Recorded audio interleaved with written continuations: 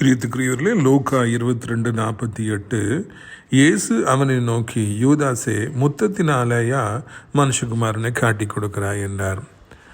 மிக சோதனையான ஒரு நேரம். 3 வருடம் கூட இருந்த பிரியத்துக்குரிய சீசனாகிய யூதாஸ் தன்னை காட்டி கொடுக்கிற பொழுது கூட ஆண்டவர் இங்கு நிதானத்தை இழக்காமல் இருப்பதை பார்க்கின்றோம். மிக பொறுமையாக அதை ஹேண்டில் பண்ணுவதை பார்க்கின்றோம். என்னப்பா, நீ முத்தத்தினாலேயா நீ காட்டி கொடுக்குற? அந்த வார்த்தை யூதாசுடைய உள்ளத்தை உடைத்தது. அவன் மிகுந்த பெரிய அளவில் மனஸ்தாபம் அடைந்தான். குற்றமில்லாத ரத்தத்தை காட்டி கொடுத்தேனே என்று சொல்லி. அந்த இடத்துல நீங்களும் நானும் இருந்தால் என்ன பண்ணியிருப்போம்? வெடித்து செதறிருப்போம் இல்லையா? நீலாம் மனுஷனாடா, நன்றி கட்ட நாயே, உனக்குலாம் நன்றிங்கிறதே கிடையாதடான்னு சொல்லி நம்ம அவனை அடிக்க போயிருப்போம், பாஞ்சிருப்போம்.